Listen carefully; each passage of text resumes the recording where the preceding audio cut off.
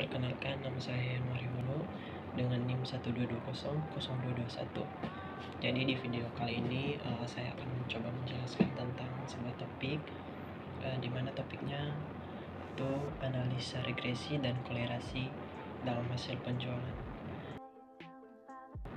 Jadi di sini ada beberapa poin. Yang pertama, rumusan masalah, tujuan, landasan teori.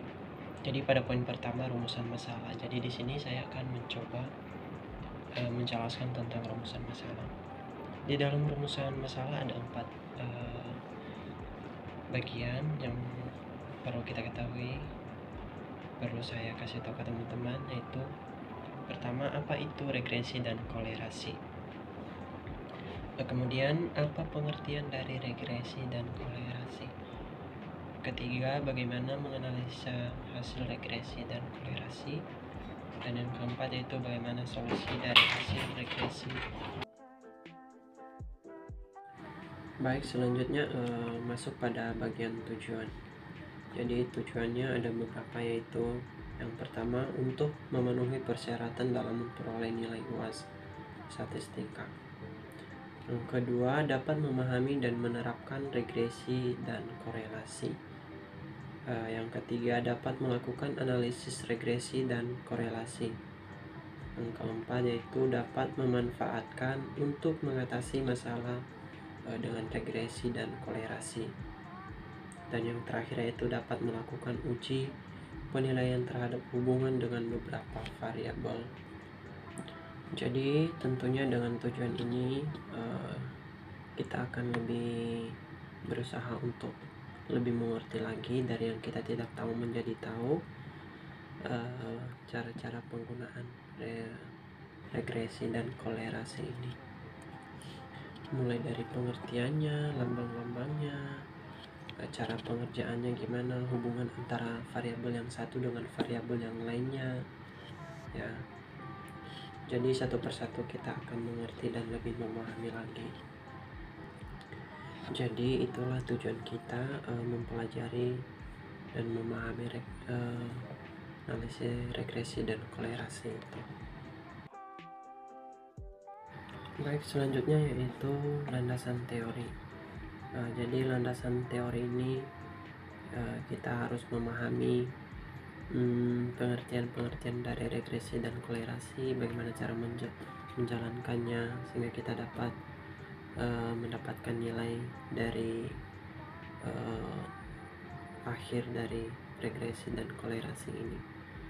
Jadi di sini regresi itu adalah metode statistika untuk menentukan fungsi linear atau garis lurus yang bertujuan untuk menentukan metode untuk memprediksi atau memperkirakan nilai suatu variabel, misalnya variabel Y atau variabel X.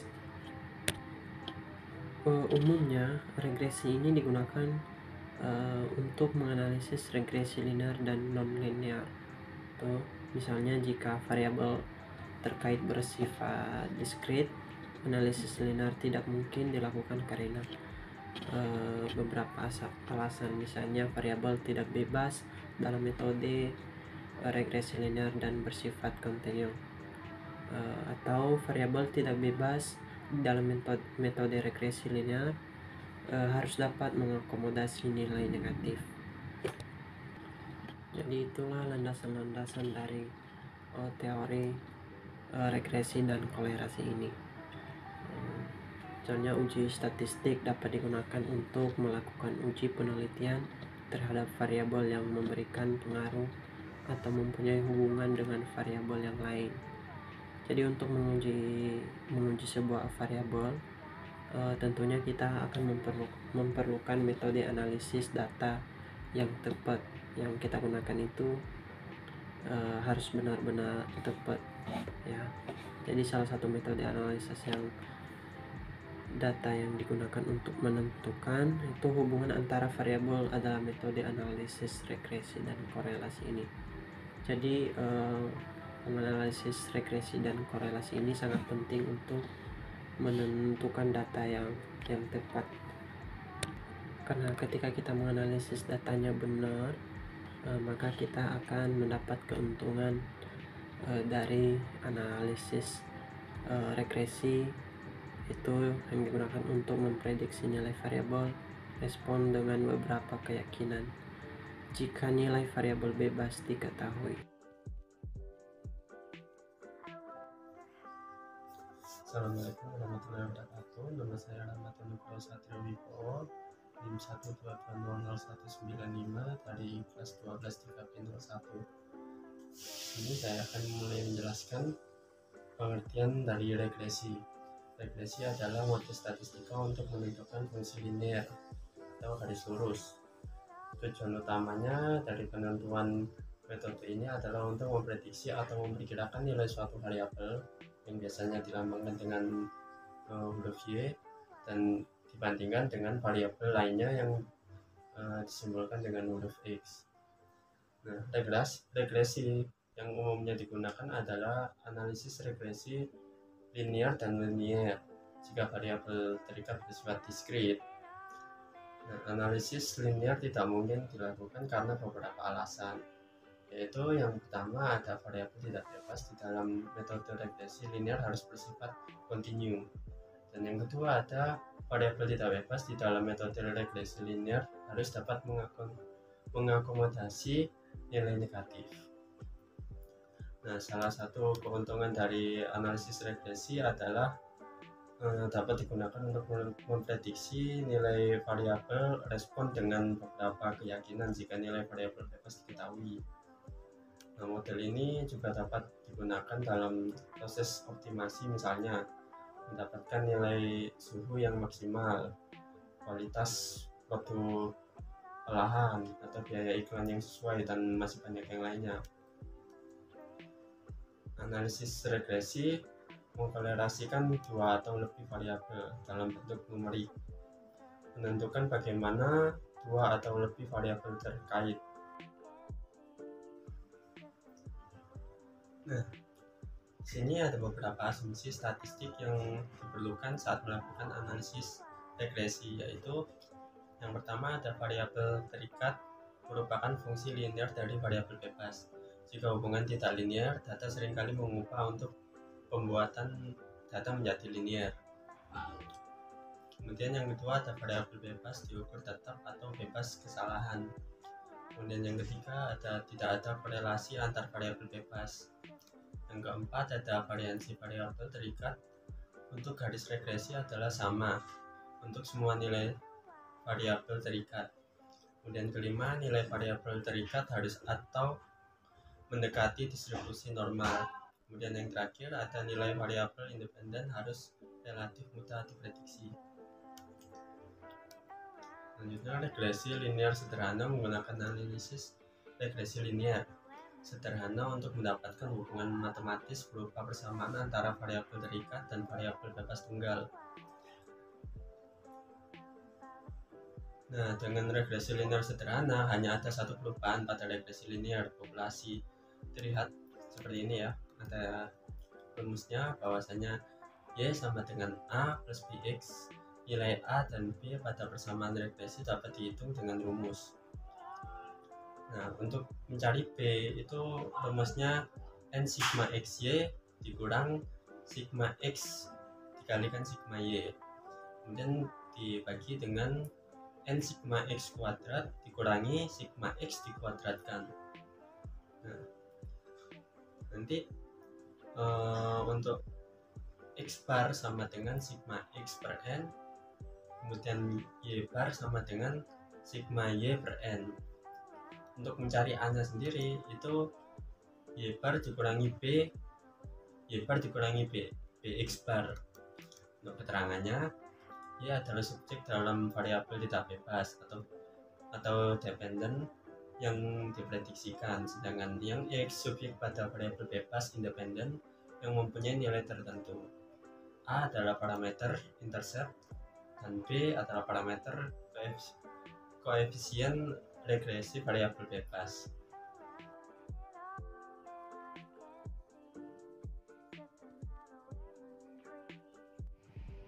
Perkenalkan, nama saya Mukhafif Noval, kelas 12 3B, 01 NIM 12 2000002. Saya di sini akan menjelaskan pengertian korelasi. Korelasi adalah angka yang menunjukkan arah dan kekuatan hubungan antara variabel yang diteliti. Arah hubungan antara variabel bisa positif atau negatif, dan 0 jika tidak ada hubungan sama sekali. Kuatnya hubungan antara variabel dapat dinyatakan dengan nilai koefisien korelasi fungsi linier. Koefisien korelasi adalah koefisien yang menggambarkan tingkat keeratan hubungan antara dua peubah atau lebih. Besaran dari koefisien korelasi tidak menggambarkan hubungan sebab akibat antara dua peubah atau lebih, tapi semata-mata menggambarkan keterlibatan linier antar peubah. Nilai koefisien korelasi berkisar antara min 1 sampai 1. Nilai min 1 berarti terdapat hubungan negatif atau berkebalikan yang sempurna. Nilai 0 berarti tidak terdapat hubungan sama sekali. Nilai 1 berarti terdapat hubungan positif yang sempurna. Koefisien sederhana digunakan untuk mengetahui hubungan di antara dua variabel, dan jika ada hubungan, bagaimana arah hubungan tersebut. Keratan hubungan antara satu variabel dengan variabel yang lain biasanya disebut dengan koefisien korelasi. Rumus R yaitu R sama dengan N sigma XY dikurang sigma X dikali sigma Y dibagi akar kuadrat N sigma X kuadrat dikurang sigma X pangkat 2 dikali N sigma Y kuadrat dikurang X Y pangkat 2. R yaitu nilai koefisien korelasi, X nilai variabel, Y nilai variabel kedua, N jumlah data. Selanjutnya koefisien determinasi atau R kuadrat.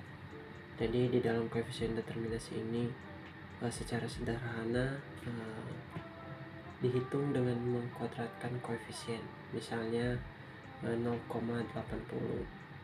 Jadi R kuadratnya itu digunakan untuk mengkuadratkan koefisien. Jadi 0,80 kali 0,80, jadi hasilnya 0,64. Artinya kemampuan variabel bebas dalam menjelaskan varian dependen yang dijelaskan oleh faktor lain.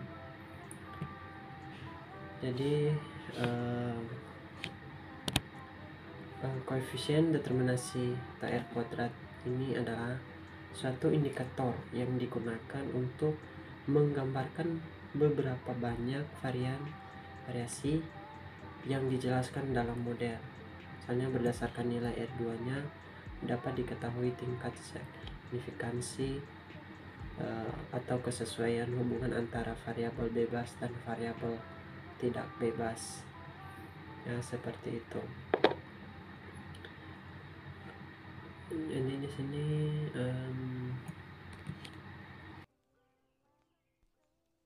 selanjutnya yaitu diagram pencar.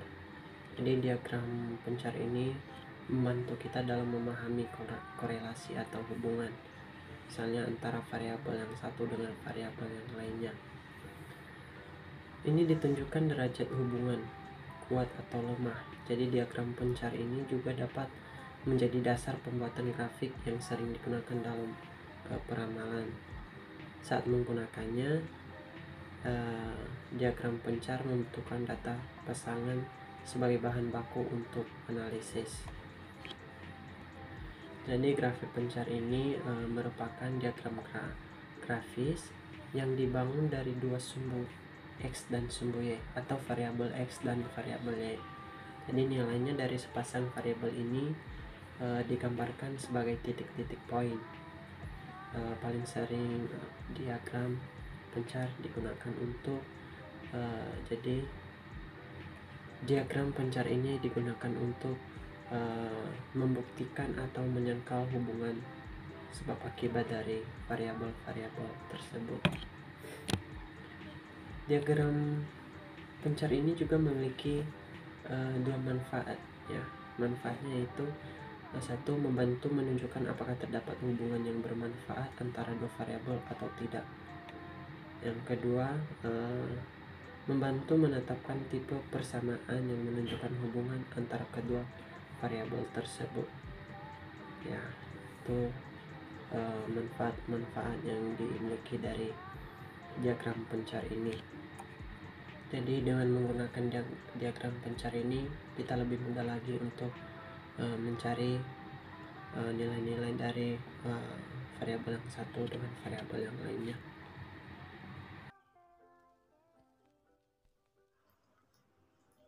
Kemudian dilanjutkan lagi dengan studi kasus. Kita pakai kasus yang pertama dari makalah.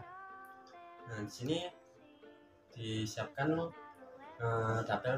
tabel seperti gambar di sini. Bahwasanya ada pengalaman kerja dalam bentuk tahun dan ada omset penjualan. Dari data pertama diketahui bahwasanya pengalaman kerja 2 tahun menghasilkan omset sebesar 5.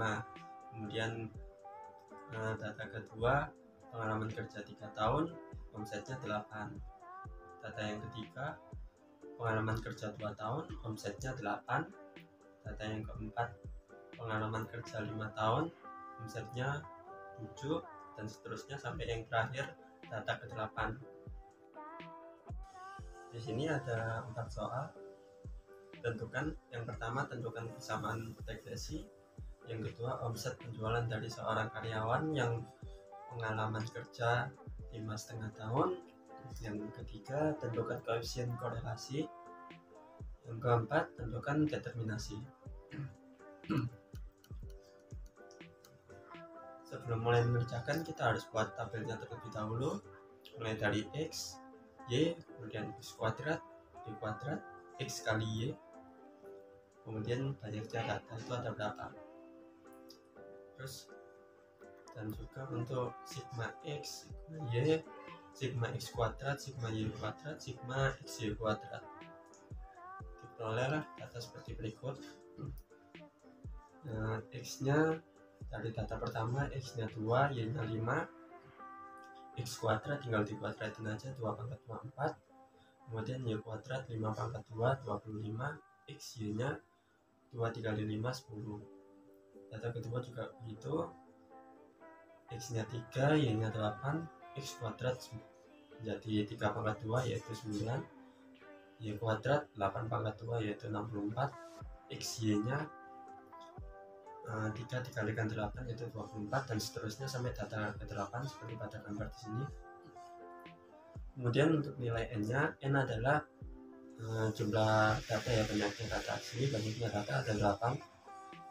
Kemudian sigma X dijumlahkan mulai dari X pada data 1, data kedua, data ketiga sampai data ke-8 yaitu jumlahnya 24. Kemudian sigma Y jumlah data dari data ke-1 sampai data ke-8 yaitu 56.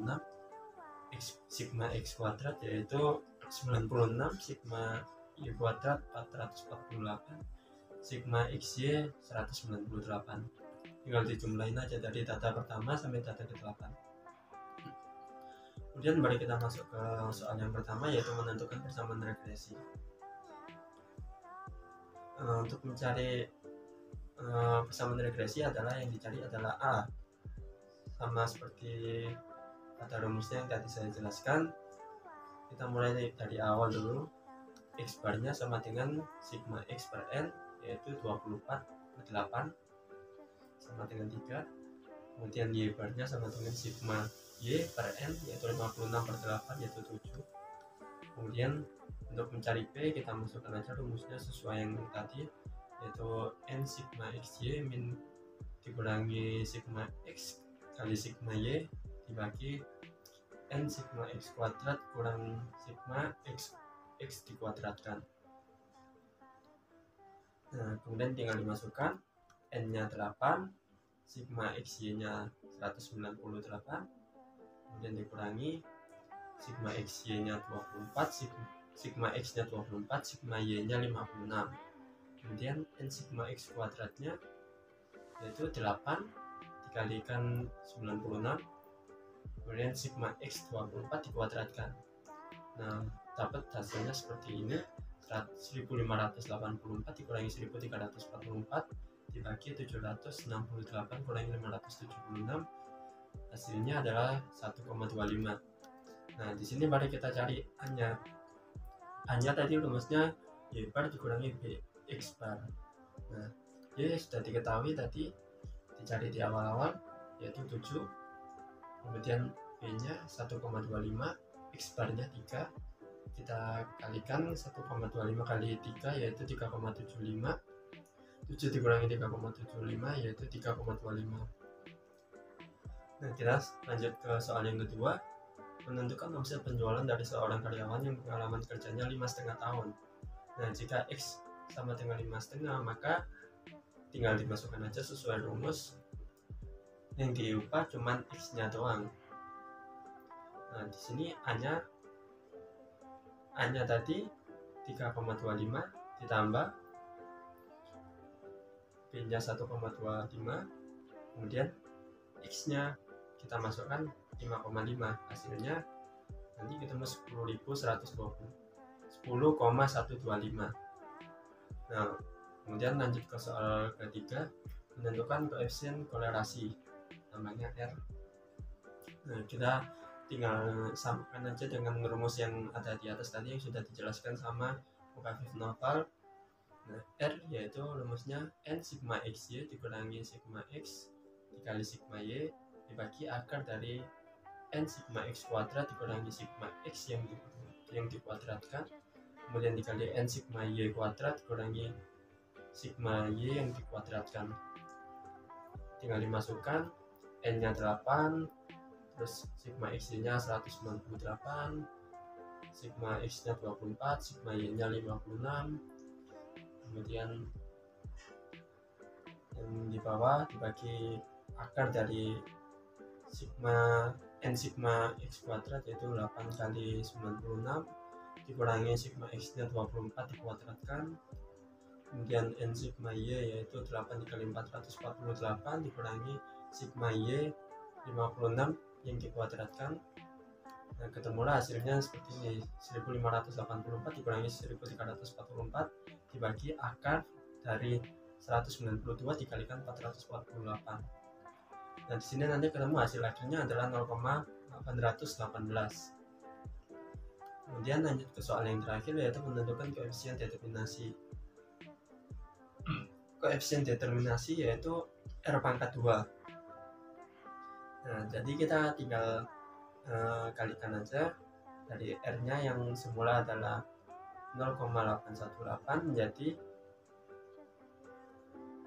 R pangkat 2-nya yaitu 0,818 dikali 0,818, ketemunya nanti 0,67. Ya, ini adalah bilangan yang telah dibulatkan. Di sini saya akan menjelaskan data analisis, regresi, dan korelasi. Pertama yaitu membuka data analisis. Jika tidak ada data analisis, yaitu pilih file, option, add ins, manage yaitu Excel, add ins, go, analisis toolbox, toolpack, oke, itu akan muncul. Dan setelah itu data analisis, kita klik, pilih regression, dan oke.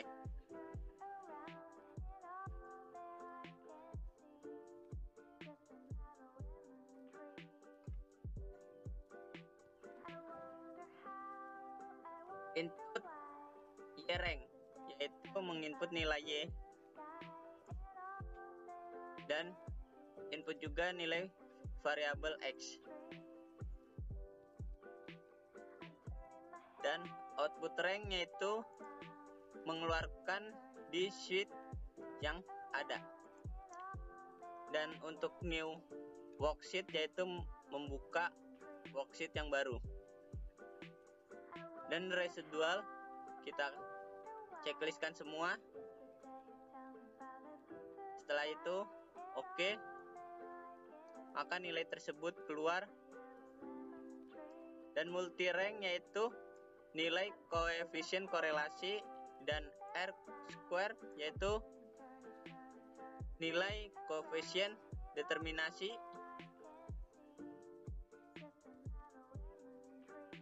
Nilai variabel, nilai probability plot yaitu probability diambil dari probability output.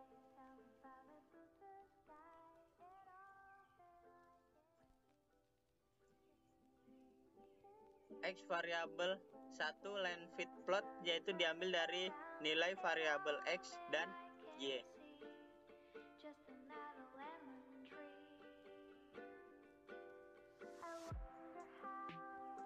Untuk X variabel 1 residual plot yaitu diambil dari residual output, dimana yaitu selisih perhitungan antara regresi korelasi sederhana maupun berganda. Untuk persamaan regresi yaitu diambil dari intercept dan X variabel 1. Intercept yaitu nilai A dan X variabel nilai B. Sekian presentasi dari kelompok kami. Wassalamualaikum warahmatullahi wabarakatuh.